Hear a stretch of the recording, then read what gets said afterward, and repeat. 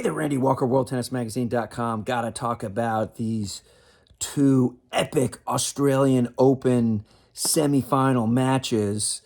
Carlos Alcaraz recovering from physical distress on the court to defeat Alexander Zverev 7-5 in the third, and 5 hours and 27 minutes, the third longest match in Australian Open history. And then Novak Djokovic with an incredible 5-set win over Jannik Sinner, turning back the clock at age 38 and a half to advance to the Australian Open final. And late in that fifth set of the Sinner-Alcaraz, of the Sinner-Djokovic match, I got a phone call from Magnus Gustafsson, not the former Swedish Davis Cupper, but another Swedish tennis pro, teaching pro in Louisville, Kentucky, who also worked here in Vero Beach, Florida for many years. And he said, this is the greatest men's semifinals in Grand Slam history, of which I replied, well, it's certainly comparable to the 1984 U.S. Open Super Saturday semifinal, which of course featured Ivan Lendl defeating Pat Cash 7-6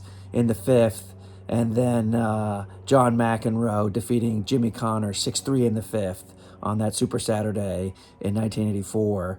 And incidentally, this was the first time that two men's semifinals at a Grand Slam tournament went 5 sets since 2018 at Wimbledon, when Big John Isner and Kevin Anderson went deep into the fifth set. I think it was 26-24 or 24-22 in the fifth set, before Novak Djokovic beat Rafael Nadal also in 5 sets in a match that had to be delayed because the first semifinal went so long, and delayed till the next day.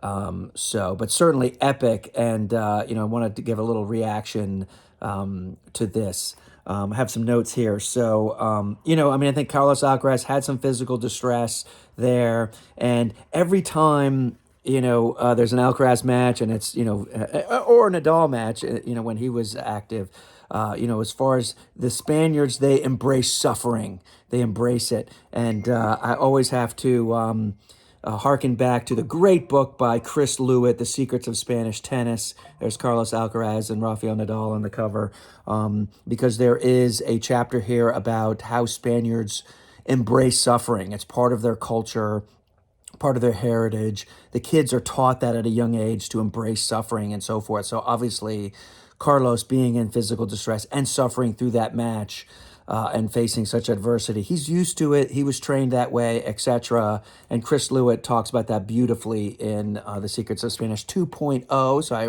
recommend you get that on Amazon.com. That's obviously published by New Chapter Media. That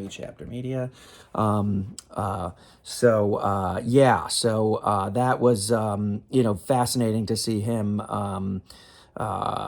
endure there. The cramping situation, getting treatment for cramping and so forth. It's such a loosey-goosey thing. Additionally, I used to be against any kind of treatment on court. Just like, okay, you step on the court, you're healthy, and if you get injured, that's tough, etc. That's not the rule. Unfortunately, the treatment for the cramping or on changeovers and so forth, that kind of started from that Shuzo Matsuoka match at the U.S. Open years ago, where he was struggling, cramping and couldn't be treated and so forth. So, very difficult judgment call. I mean, do you know, is it a strain? Is it a cramp? You don't know, etc. So, just tricky call there. So, some people have kind of been, throwing, on social media, of course, where everybody's an expert. Alexander Zverev, oh, he's so mentally weak and so forth. And he served for the match and couldn't close it out and all this kind of stuff.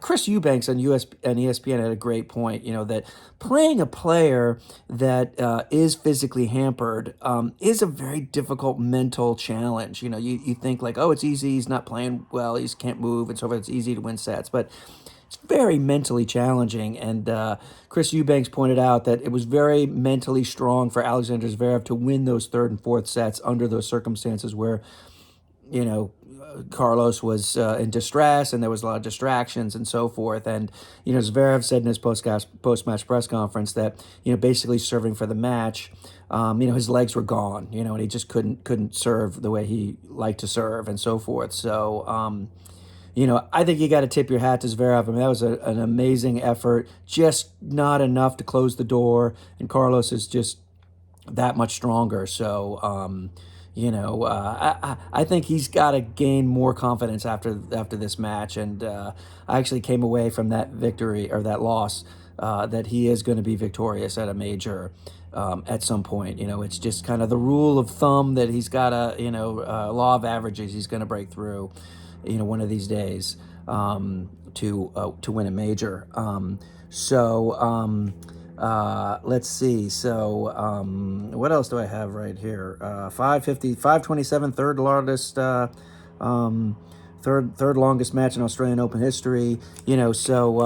Alcaraz in the final of the Australian Open for the first time.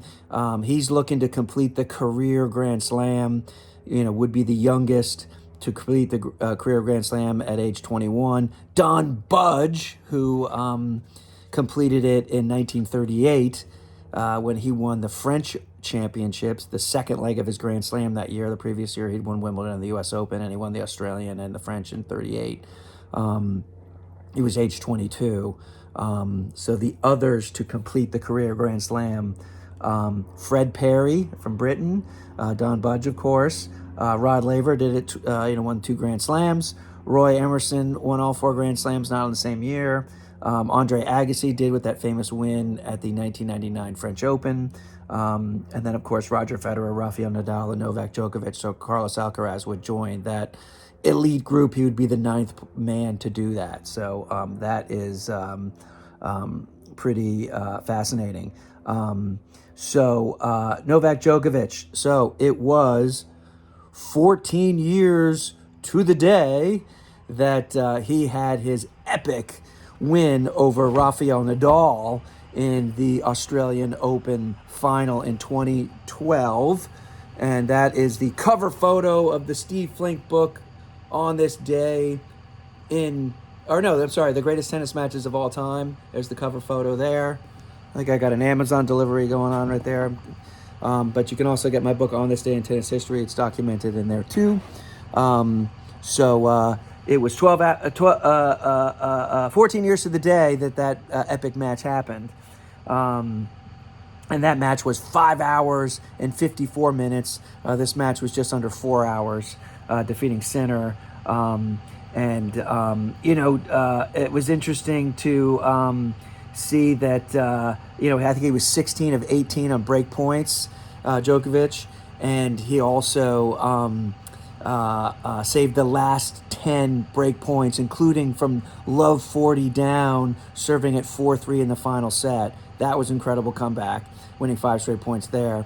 And, one thing that was fascinating was Djokovic had his second match point. He was up 40-15. He lost the first one, and he had a sitter forehand with an open court, and he just slammed it cross court. But Sinner guessed right and got it back and actually won that point. And you think, oh boy, if Djokovic had lost that match after having that sitter forehand to win the match, I mean, boy, how crazy would that have been? But luckily for Novak, he was able to win that. I mean, you never want to see anybody, lose a match from that situation. So that was certainly crazy. So that's just kind of my commentary there. I have a lot of notes here. Some of it's chicken scratch that I can't quite make out.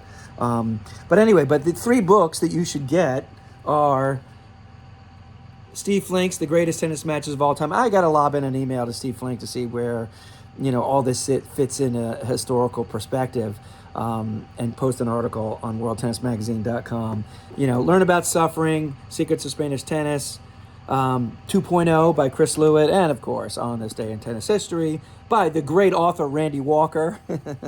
So just some commentary there on the Djokovic incredible victory. He's the GOAT. He proved he's the GOAT. There was no doubt he was the GOAT, and this just adds to his legacy. And Alcaraz, he's just Mr. Excitement. and we'll see what happens with this final. So anyway, Randy Walker, World Tennis Magazine, over now.